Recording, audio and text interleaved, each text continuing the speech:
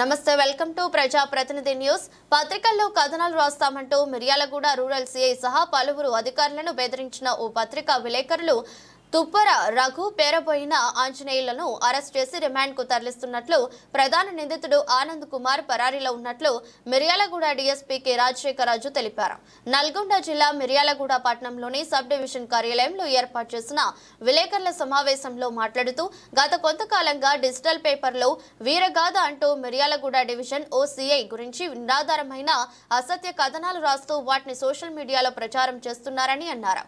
దీంతో తీవ్ర మనస్తాపానికి గురైన సిఐ తన స్నేహితుడి వద్ద గోడు వెళ్లబోసుకోవడంతో సదుర స్నేహితుడు నిందితులను సంప్రదించగా 5 లక్షలు ఇస్తే వార్తలు రాయడం ఆపుతామంటూ డిమాండ్ చేశారన్నారు. చివరకు 2 లక్షలకు ఒప్పందం చేసుకోగా గత నెల 24వ తారీఖున సిఐ మిత్రుడు ఆంజనేయులకు 1.10 లక్షలు అందజేసినట్లు తెలిపారు.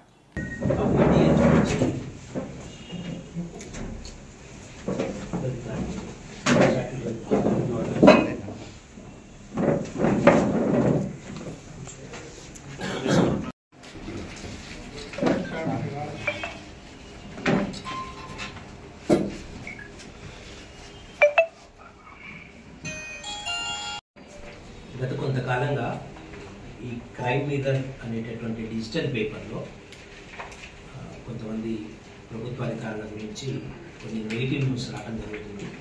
దాంట్లో భాగంగా ఈ వీరగాథ అనేటటువంటి టైటిల్ తోటి మిర్యాలగూడ డివిజన్కి సంబంధించిన ఒక సిఐ మీద కొన్ని అవినీతి ఆరోపణలతోటి న్యూస్ కంటిన్యూస్గా రావడం, దానికి సంబంధించి మేము ఎంక్వైరీకి ఇచ్చారు. ఎంక్వైరీ క్రమంలో మేము అన్ని విధాలు కూడా ఎంక్వైరీ చేస్తున్నాము.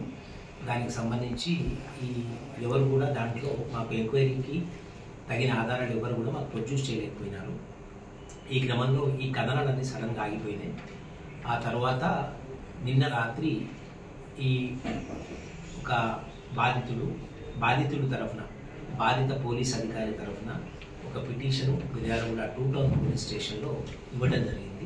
అది బేస్ చేసుకొని ఈ క్రైమ్ మీటర్ పత్రిక బ్యూరో చీఫ్ ఆనంద్, జిల్లా రిపోర్టర్ రఘు, తర్వాత మిర్యాలగూడకు సంబంధించి వేములపల్లికి సంబంధించిన అంజీ అనే ముగ్గురు మీద కేసు నమోదు చేయడం జరిగింది.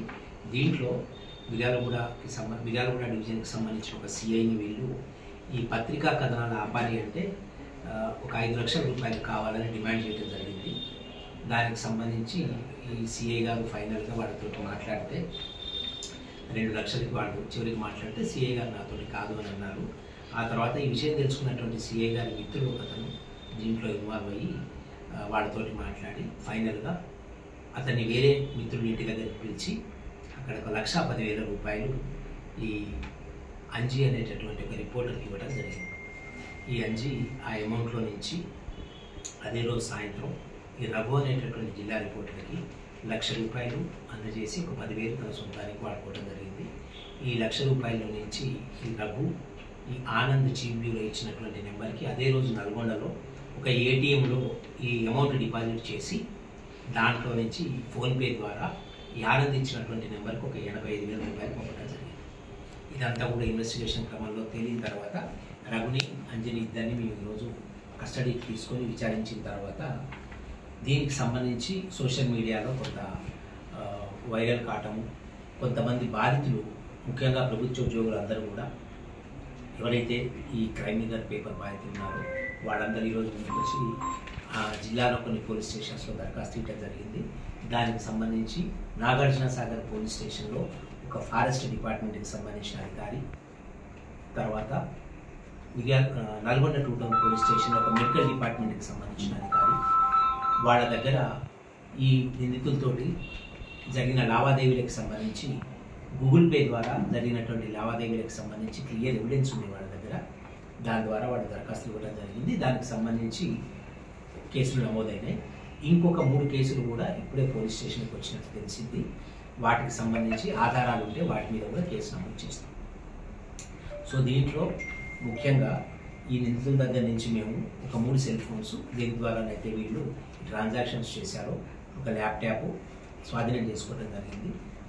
అదేవిధంగా ఈ మిర్యాలగూడ నుంచి ఈ సిఐ గారి కేసులో వసూలు చేసినటువంటి 1,10,000లో ఆ ₹1,00,000 తీసుకోవడానికి ఈ దీంట్లో నిందితులు ఒక కారు వాడటం జరిగింది.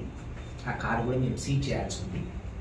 అదేవిధంగా ఈ మిగతా కేసులు ఏమన్నా బాధితులు వస్తే మిగతా కేసులు కూడా చట్ట ప్రకారం ఆధారాలను బట్టి మేము నమోదు చేస్తాం. చాలామంది బాధితులు ఉన్నారు అనేటటువంటిది మాకు జిల్లా ఎస్పీ గారి ఆదేశాలతో దీంట్లో పూర్తి స్థాయి విచారణ చేయడం జరుగుతూ ఉంది. విచారణలో దోషులను తెలిసిన వాళ్ళందరినీ కూడా కఠినంగా శిక్షిస్తారు. Thank you.